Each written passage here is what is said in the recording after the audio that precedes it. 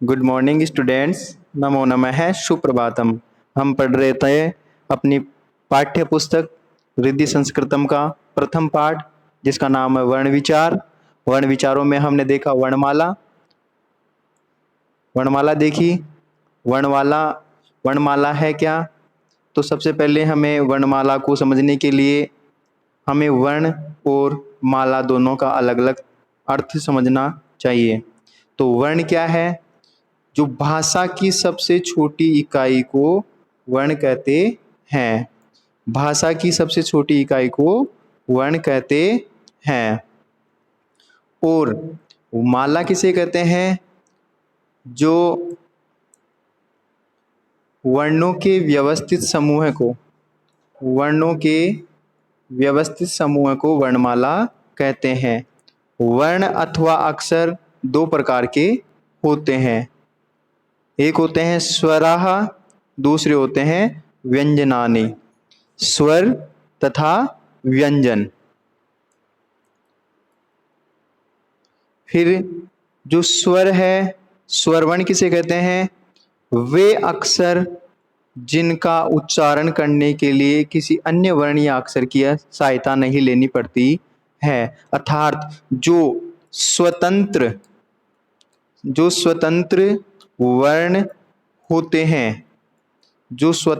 होते हैं, उन्हें क्या कहते हैं? स्वर वर्ण कहते हैं। जो स्वतंत्र वर्ण होते हैं उनको हम स्वर वर्ण कहते हैं। क्यों कहते हैं स्वतंत्र वर्ण? क्यों कहते हैं? क्योंकि स्वर वर्णों को बोलने के लिए किसी भी अन्य वर्ण की सहायता नहीं लेनी पड़ती है। और वर्ण क्या था? वर्ण था भाषा की सबसे छोटी इकाई, अर्थात जिसके टुकड़े नहीं किए जा सकते। जैसे अ है, इस अ के टुकड़े नहीं किए जा सकते, इसलिए अ क्या है? स्वर वर्ण है। इसके साथ ही यह वर्ण भी है। दूसरा है व्यंजनानि, अर्थात व्यंजन वर्ण। जो व्यंजन वर्ण वे अक्षर जिनका उच्चारण करने के लिए किसी स्वर की सहायता लेनी ही पड़ती है, उन्हें हम व्यंजन वर्ण कहते हैं। अर्थात जो व्यंजन वर्ण होते हैं वे स्वर वर्णों पर आश्रित होते हैं, अर्थात जो व्यंजन वर्ण है वो स्वर वर्णों के बिना उच्चारित नहीं होते। इसलिए व्यंजन वर्णों को हम हलंत के रूप में लिखते हैं। जैसे व्यंजन वर्ण है क, इस क को लिखने के लिए हमें व्यंजन लिखने के लिए, वर्ण बनाने के लिए इसके टुकड़े करने पड़ेंगे। तो टुकड़े करेंगे तो ये बन जाएगा क धन ए। अब ये जो क है वो वर्ण बन चुका है, क्योंकि इस क के और अधिक टुकड़े हम नहीं कर सकते। इसके बाद में है च, ट, त, प आदि। फिर देखा हमने वर्णमाला में देखा कि जो स्वर वर्ण होते हैं वो 13 होते हैं। जैसे ऋस्व, दीर्घ, संयुक्त। जो ऋस्व स्वर वर्ण होते हैं उनमें होता है अ, ई, उ, री, ली। और जो दीर्घ स्वर वर्ण होते हैं वो होते हैं आ, ई, उ, री। जैसे आ, ई, उ, री है, इनको दीर्घ वर्ण क्यों कहते हैं? क्योंकि ये जो आ, ई, उ, री है, ये सभी वर्ण अपने जैसे समान वर्णों से ही मिलकर के बनते हैं। इसलिए हम इनको क्या कहते हैं? दीर्घ वर्ण करते हैं। जैसे आ है, ये आ बनता है ए धन ए, इन दोनों को मिलाकर के बनता है आ, इसलिए हम इसे कहते हैं दीर्घ वर्ण। ई भी इसी प्रकार से बनता है। ई भी अपने लघु ई, ह्रस्व ई प्लस ह्रस्व ई से मिलकर के बनता है। उ भी इसी प्रकार से बनता है, री भी इसी प्रकार से बनता है, इसलिए इनको बोलते हैं दीर्घ स्वर वर्ण। जो संयुक्त स्वर वर्ण होते हैं वो भी ए, ऐ, ओ, औ, ये भी 4 संयुक्त स्वर वर्ण होते हैं। अब इनको संयुक्त स्वर वर्ण क्यों बोलते हैं? क्योंकि ये भी 2 स्वरों से मिलकर के बनते हैं, 2 स्वर वर्णों से मिलकर के बनते हैं। जैसे ए है, ये ए प्लस ई बराबर ए, इस तरह से बनता है। जब ए और ई को मिला करके मिलाते हैं तब क्या बनता है? ए बनता है। इसलिए इनको हम क्या बोलते हैं? संयुक्त स्वर वर्ण बोलते हैं। तो स्वर वर्ण कौन कौन से हो गए? ए, ई, उ, री, री, ये तो हो गए ह्रस्व स्वर वर्ण। दीर्घ आ, ई, उ, री, ये हो गए दीर्घ स्वर वर्ण। फिर होते हैं संयुक्त स्वर वर्ण ए, ऐ, ओ, औ, ये हो गए संयुक्त स्वर वर्ण। इसके बाद में देखते हैं अपन व्यंजन वर्णों को। व्यंजन वर्ण होते हैं वो टोटल कितने होते हैं? 33 व्यंजन वर्ण होते हैं। ये भी इन व्यंजन वर्णों को हम बोलते हैं स्पर्श व्यंजन, स्पर्श व्यंजन बोलते हैं। अब इनको स्पर्श व्यंजन क्यों बोलते हैं? क्योंकि ये जो जितने भी व्यंजन हैं वो हमारे शरीर के गले का जो हिस्सा है उस हिस्से से कहीं ना कहीं टकरा करके स्पर्श करते हुए, टच करते हुए ही बाहर निकलते हैं, इसलिए हम इनको बोलते हैं स्पर्श वर्ण। और स्पर्श वर्णों की जो संख्या होती है वो होती है कुल 25, कुल होती है 25।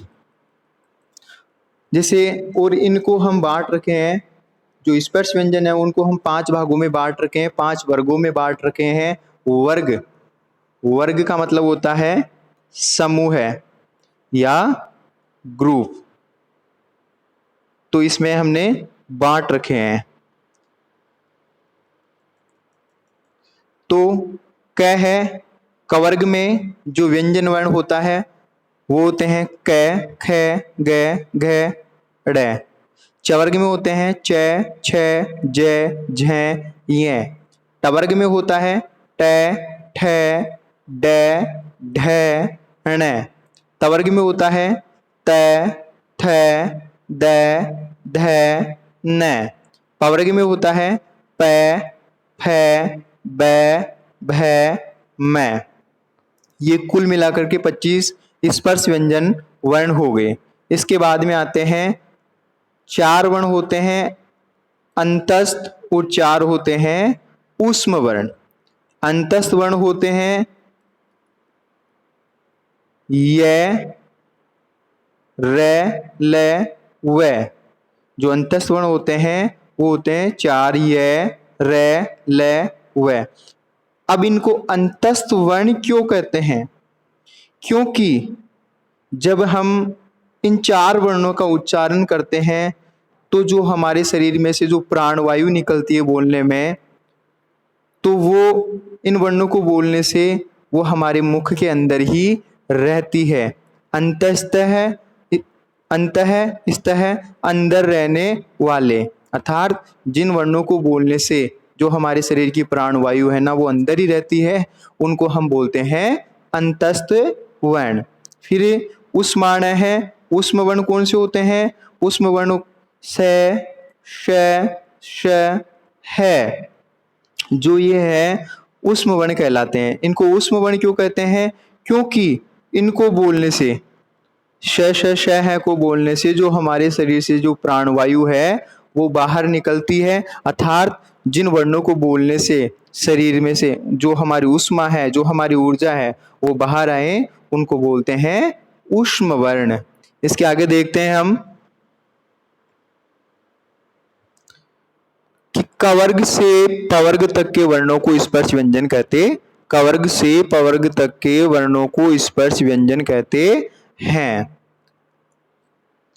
फिर इसके बाद में है हल चिन्ह। हल चिन्ह, यदि हम क का उच्चारण करेंगे तो क के साथ ए की ध्वनि भी मुख से निकलेगी, अर्थात क या अन्य व्यंजनों का उच्चारण करने के लिए हमें स्वरों की सहायता लेनी ही पड़ती है। जैसे क है प्लस ए, तो हमने पहले भी देखा कि व्यंजन वर्ण है क, तो ये अभी व्यंजन वर्ण है, तो इस क में ए मिलाएंगे तो बनेगा ये क। तो अभी ये वर्ण नहीं कहलाएगा, क्योंकि इस क के हम टुकड़े कर सकते हैं या इसको विभाजित कर सकते हैं, लेकिन इस क को हम विभाजित नहीं कर सकते, क्योंकि ये हलंत है। और हलंत की परिभाषा बताई कि यदि हम क का उच्चारण करेंगे तो क के साथ ए की ध्वनि भी मुख से निकलेगी, अर्थात क या अन्य व्यंजनों का उच्चारण करने के लिए हमें स्वरों की सहायता लेनी ही पड़ेगी। इसलिए क आ, क में जब आ मिलाया तो बना का, तो ये भी अब व्यंजन वर्ण नहीं रहा। सॉरी, क्योंकि व्यंजन वर्ण तो है लेकिन ये वर्ण नहीं रहा, क्योंकि इसमें आ मिल गया, आ की सहायता व्यंजन वर्ण ने ले ली। इसी प्रकार से ख है, इसी प्रकार से खा है। किसी भी व्यंजन वर्ण में, किसी भी व्यंजन में ए आ अर्थात स्वर जुड़ने से उसके नीचे लगे हल चिन्ह का लोप हो जाता है। हल चिन्ह किसे कहते हैं? किसी भी वर्ण के नीचे जब हम ये चिन्ह लगा देते हैं, ये और क ग, जब ये चिन्ह लगा देते हैं, घ, जब किसी भी वर्ण के नीचे हम ये चिन्ह लगा देते हैं तो वो हल चिन्ह होता है। किसी भी व्यंजन में ए आ अर्थात स्वर जुड़ने से उसके नीचे लगे हल चिन्ह का लोप हो जाता है। स्वर तथा व्यंजन के अतिरिक्त संस्कृत भाषा में दो और ध्वनियां भी है। स्वर तथा व्यंजन के अतिरिक्त संस्कृत भाषा में दो और ध्वनियां भी है, जिन्हें हम अयोगवाह कहते हैं, जिन्हें हमें अयोगवाह कहते हैं। अनुस्वार नासिका से निकलने वाली ध्वनि है, विसर्ग का उच्चारण है की भांति होता है। एक तो होता है जो अयोगवाह है वो, एक तो होता है अनुस्वार, और दूसरा होता है वो होता है विसर्ग। ये जो दो होते हैं वो होते हैं अयोगवाह है। तो जो अनुस्वार है, जो अनुस्वार है वो तो हमारी नासिका अर्थात नाक से निकलने वाली ध्वनि है, जिसको हम अनुस्वार कहते हैं। और जो विसर्ग होता है, विसर्ग होता है, ये विसर्ग है की भांति ही इसका उच्चारण होता है की तरह ही इसका उच्चारण होता है। जैसे अनुस्वार का उदाहरण देखिए, संस्कारम, संस्कारम। जब संस्कारम बोलने के लिए हमें यह अनुस्वार की ध्वनि निकालनी हो तो हमें नासिका की सहायता लेनी ही पड़ती है। संस्कृतम संज्ञा, विसर्ग और विसर्ग का उच्चारण है की भांति होता है, तो देखेंगे इसका उदाहरण भी। बालक है, बालक है, छात्र है, पिक है।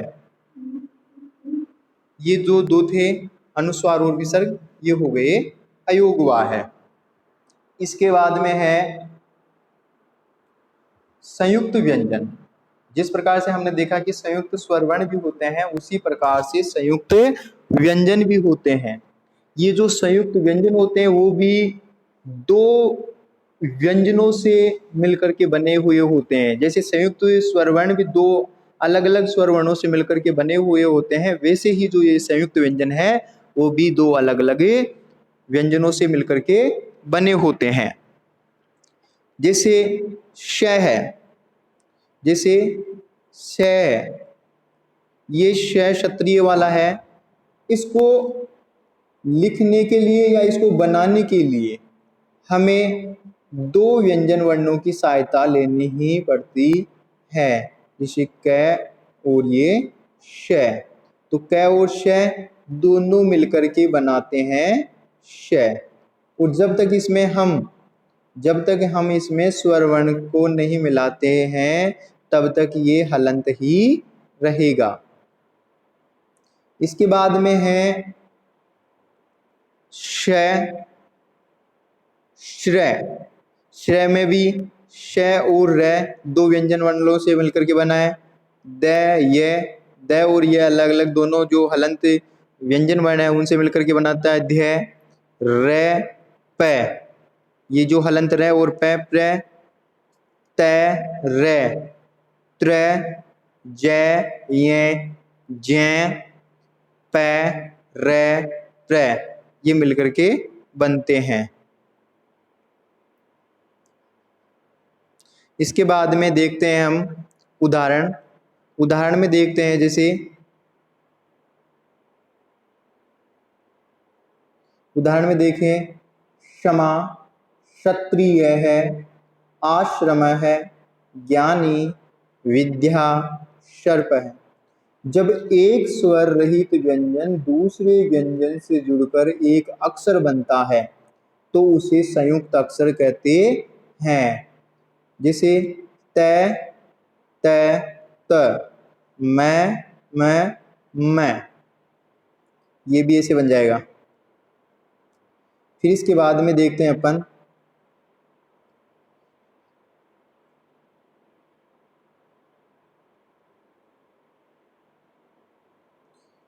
वर्ण संयोजन व वर्ण वियोजन। वर्ण संयोजन अर्थात वर्ण संयोग क्या है, या वर्ण संयोजन। वर्ण संयोग को ही हम बोल सकते हैं वर्ण संयोजन। जब संयोजन का अर्थ है मिलाना, जब हम वर्णों को मिलाते हैं तो वे वर्ण संयोजन कहलाते हैं। जब हम वर्णों को मिलाते हैं क्रम से, जब कोई शब्द होता है उस शब्द को या वर्ण दिए हुए होते हैं तो उन वर्णों को जब हम क्रम से मिलाते हैं तो उनको हम कहते हैं वर्ण संयोजन।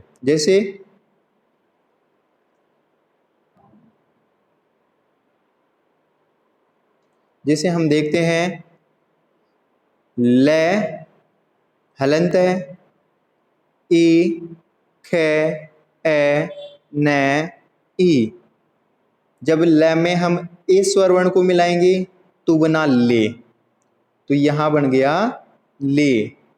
जब ख में हम ए स्वर वर्ण को मिलाएंगे तो बन गया ख। और जब हम न में हलंत न में ई स्वर वर्ण को मिलाएंगे तो ये बन जाएगा नी। और जब तीनों को मिलाकर के लिखे तो बन गया ये लेखनी, बन गया ये लेखनी।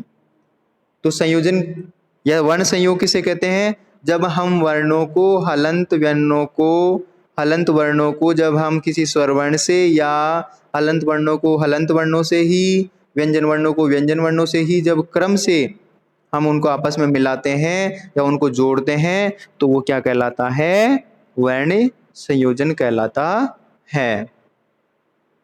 जैसे उदाहरण के लिए देखिए हम वर्ण संयोग, जैसे ग, आ, य, ए, क, है।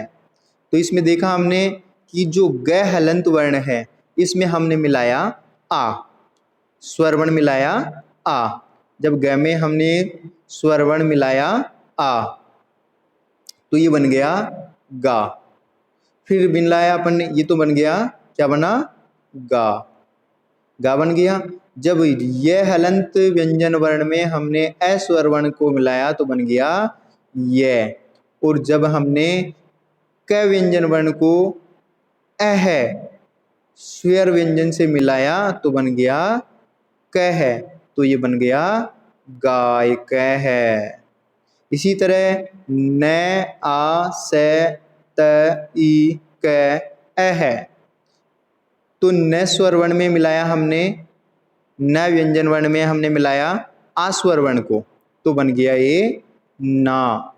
मैंने यहाँ पर है फिर से और त, मैंने अभी बताया कि दो व्यंजन वर्णों को भी हम मिला सकते हैं। तो श, त, ये बन गया इस त। फिर जो ई है, ई को हम मिलाएंगे तो बन गया स्त्री बन गया। फिर क हलंत व्यंजन वर्ण में हमने अह को मिलाया तो बन गया नास्तिक है। जब मिलाकर देखे तो बन गया नास्तिक है। इसी तरह है मूषक है, इसी तरह है द्वार है, इसी तरह रोटिका, इसी तरह है दूरदर्शनम। फिर देखते हैं हम वर्ण विन्यास, अर्थात वर्ण जिसको हम वर्ण वियोजन भी बोल सकते हैं। विन्यास का अर्थ होता है टुकड़ी करना, प्रकृति अलग अलग करना। वियोजन का भी मतलब होता है कि विच्छेद करना। वैसे ही वर्ण विन्यास की परिभाषा हो जाएगी वर्णों को अलग अलग करना, अर्थात विन्यास का अर्थ है अलग अलग करना। जब वर्णों को अलग अलग किया जाता है तब वह वर्ण विन्यास या वर्ण विच्छेद या वर्ण वियोजन कहलाता है। आइए हम कुछ शब्दों का वर्ण विन्यास या विच्छेद करके उदाहरण देखते हैं। कमलम, कोई शब्द दिया हुआ होगा हमें कमलम, तो कमलम में अब क्या होगा कि हमें व्यंजन वर्णों में से स्वर वर्ण को अलग करना होगा। व्यंजन वर्णों में से स्वर वर्णों को अलग करना है। और जब व्यंजन वर्ण में से हम स्वर को अलग कर देंगे तो उसको हम हलंत में लिखेंगे। हलंत का जो चिन्ह है वो लगा करके लिखेंगे। जैसे ये क है तो इस क में से जब हम स्वर वर्ण अलग कर देंगे तो ऐसे हलंत चिन्ह लगा करके लिखेंगे। जैसे देखते हैं उदाहरण कमलम, जब कमलम में है क में क है, ये क पूरा है अभी, तो क में से क्या करेंगे, क में से निकालेंगे ए, तो क को हम यूं ही नहीं लिखेंगे। क्यों नहीं लिखेंगे? क्योंकि जब हम व्यंजन वर्ण में से स्वर को अलग कर देंगे तो व्यंजन वर्ण अकेला रह जाएगा, तो उसके नीचे हम क्या लगा देंगे, हलंत लगा देंगे। फिर है मैं में भी यही होगा कि मैं में से स्वर वर्ण को अलग करेंगे तो मैं को क्या लिखेंगे, अपन हलंत लिख देंगे। फिर है ल, अब ल है, ल में भी क्या करेंगे, ए स्वर वर्ण को अलग करेंगे तो ल क्या हो जाएगा, हलंत हो जाएगा। बचा मैं, तो मैं पहले से ही हलंत है, हलंत वर्ण है, व्यंजन वर्ण है, तो इसमें हम कुछ भी अलग नहीं करेंगे। तो ये हो गया इसका वर्ण विच्छेद। हम इसको बोलेंगे अकारांत, क्योंकि अंत में कौन सा स्वर वर्ण हो है उसके अकॉर्डिंग हम उन शब्द को भी बोलेंगे, उस शब्द को नाम देंगे। यदि किसी शब्द के अंत में ए होगा तो हम उसको बोलेंगे अकारांत। यदि किसी शब्द के अंत में आ होगा तो हम बोलेंगे उसको आकारांत। यदि किसी शब्द के अंत में ई होगा तो बोलेंगे ईकारांत। और किसी शब्द के अंत में दीर्घ ई होगा तो उसको बोलेंगे ईकारांत। और यदि किसी शब्द के अंत में उ होगा तो हम बोलेंगे उसको उकारांत। और यदि किसी शब्द के अंत में दीर्घ उ होगा तो उसको बोलेंगे उकारांत। फिर जिसके शब्द के अंत में होगा री तो उसको बोलेंगे रिकारांत। और जिस शब्द के अंत में होगा हलंत तो हम उसको बोलेंगे हलंत। फिर है बालक है। अब बालक में से बा है, बा में से जब हम व्यंजन और स्वर को अलग अलग करेंगे तो बनेगा बै, तो व्यंजन अलग हो जाएगा, आ बन जाएगा, आ स्वर व्यंजन अलग हो जाएगा। ल में भी इसी प्रकार से हो जाएगा, ल धन ए, क्योंकि इसमें भी स्वर वर्ण को अलग कर देंगे और हम व्यंजन वर्ण में हलंत लगा देंगे। क धन ए है, तो ये बन गया बै आ ल ए क ए है, ये बन गया। इसी तरह हम देखेंगे लता, लता शब्द का भी विच्छेद हो जाएगा। इसी तरह हम देखेंगे छात्रा, छात्रा में छ है, छा है, छा में से क्या कर देंगे, आ को अलग निकालेंगे तो क्या बन जाएगा, हलंत छ बच जाएगा। अब त्रय, त्रय हमने देखा था कि कैसे बनता है, ये त्रय बनता है तय धन रे। दोनों तय और रे कैसे होंगे, हलंत होंगे। तो ये दोनों ही क्या कर देंगे, यहाँ पर अलग अलग करके लिखेंगे तय रे। और इस लास्ट में क्या स्वर वर्ण मिला हुआ है, आ, तो इसको भी लिख देंगे तो ये बन गया छात्रा। इसी तरह रवि, इसी तरह लेखनी, इसी तरह गुरु, इसी तरह वधु, इसी तरह है पितृ और इसी तरह है राजन। वर्ण विन्यास करने पर अंत में जो स्वर होता है उसी के आधार पर वह शब्द कहलाता है। वर्ण विन्यास करने पर अंत में जो स्वर होता है उसी के आधार पर वह शब्द कहलाता है। जैसे मैंने बताया आपको, किसी भी शब्द के अंत में यदि जो भी स्वर वर्ण होगा, किसी शब्द के अंत में जो स्वर वर्ण होगा उसे ही हम क्या बोलेंगे, उसी के अकॉर्डिंग हम उस शब्द को नाम दे देंगे। यदि किसी शब्द के अंत में उ है तो हम उसको उकारांत बोलेंगे। अब आगे हैं कुछ अन्य शब्दों का वर्ण विन्यास देखें। ग्रहाणी का करें तो ग्रहाणी। अब इसमें रे नहीं मिला हुआ, री एक शब्द ही है, वर्ण ही है, स्वरवर्ण है री, तो ग्रहाणी। तो ग्रहाणी तो इसमें हो गया ग, ये हो गया री, ये हो गया है, ये हो गया आ ण ई। जब इनका वर्ण वियोजन करके लिखेंगे तो बन जाएगा ये। लंबोदर है ल में से ए निकाला तो बन गया हलंत ल प्लस ए, मैं प्लस ब प्लस ओ प्लस द ए रे ए, ये बन गया लंबोदर है। इसी प्रकार से नयनम में करेंगे, इसी प्रकार से गच्छति में करेंगे, इसी प्रकार से पुस्तकम में करेंगे। कुल मिलाकर के वर्ण विन्यास में क्या होगा, यदि कोई शब्द दिया हुआ होगा तो उन शब्दों में से हमें क्या करना है, उन शब्दों में जो वर्ण होंगे, जो व्यंजन वर्ण होंगे, उन व्यंजन वर्णों को स्वर वर्णों से अलग करना है। व्यंजन वर्णों को स्वर वर्णों से अलग करना है। और जिस भी व्यंजन वर्ण को स्वर वर्ण से अलग करेंगे तो व्यंजन वर्ण को हम हलंत के रूप में लिखेंगे। जैसे पू है तो इस पू में से हम स्वर वर्ण को अलग कर रहे हैं, तो ऊ से अलग कर रहे हैं तो हम इसको हलंत में लिखेंगे। तो पै को हलंत में लिखेंगे क्योंकि वो जो ऊ वर्ण होता है उसमें हलंत नहीं आएगा क्योंकि ये स्वतंत्र वर्ण होता है। इसके बाद में है अकारांत तथा आकारांत शब्द। इन वाक्यों को देखते हैं अपन। जैसे बाल कह पठती, राधा नृत्यति, बाल कह पठती। अब इस शब्द को कैसे पहचानेंगे कि ये अकारांत है या आकारांत। मैंने बताया आपको कि जब हम किसी भी शब्द का वर्ण विन्यास करेंगे, जो अंतिम स्वर वर्ण निकलेगा, जो अंतिम स्वर वर्ण होगा उसके अकॉर्डिंग ही हम उस शब्द को नाम देंगे। जैसे बालक है, इस बालक है में हम क्या करेंगे, ब आ ले ए क ए, ये दे दिया तो अंतिम स्वर वर्ण है इसमें ए, तो इसलिए हम इसको क्या बोलेंगे। अब ए है, ए शब्द अंत में है तो हम क्या बोल देंगे इसको, अकारांत।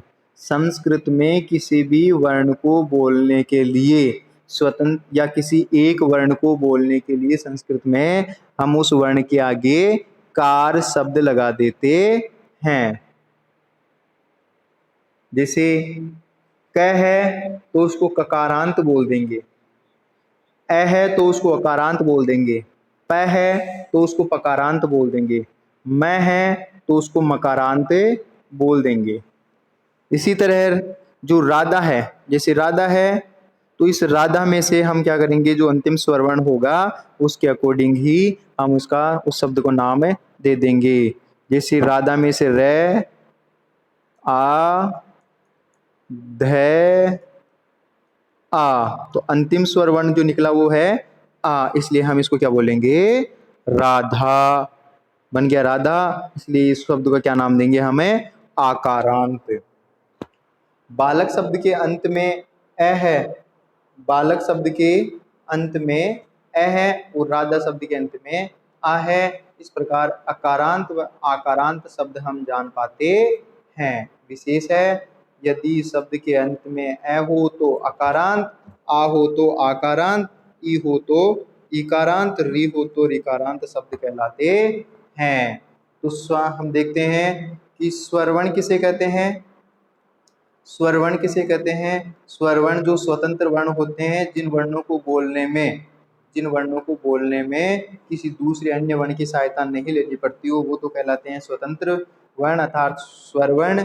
और जिन वर्णों को बोलने में हमें स्वर वर्णों की सहायता लेनी पड़ती है, वो कहलाते हैं व्यंजन वर्ण। स्वरवर्ण होते हैं, जो स्वरवर्ण होते हैं वो होते हैं 13, और जो व्यंजन वर्ण होते हैं वो होते हैं 33। 33 में से जो 25 होते हैं वो स्पर्श व्यंजन होते हैं, और जो 4 होते हैं वो अंतस्थ होते हैं। 4 जो होते हैं वो अंतस्थ होते हैं, और जो 4 वर्ण होते हैं वो होते हैं उष्म वर्ण, वो उष्म वर्ण होते हैं। और जो स्वरवर्ण होते हैं वो भी 3 भागों में विभाजित होते हैं, ह्रस्व, दीर्घ और संयुक्त। ह्रस्व, दीर्घ और संयुक्त। ह्रस्व वर्ण हो गया 5 होते हैं, ए, ई, उ, री, री। दीर्घ में आ, ई, उ,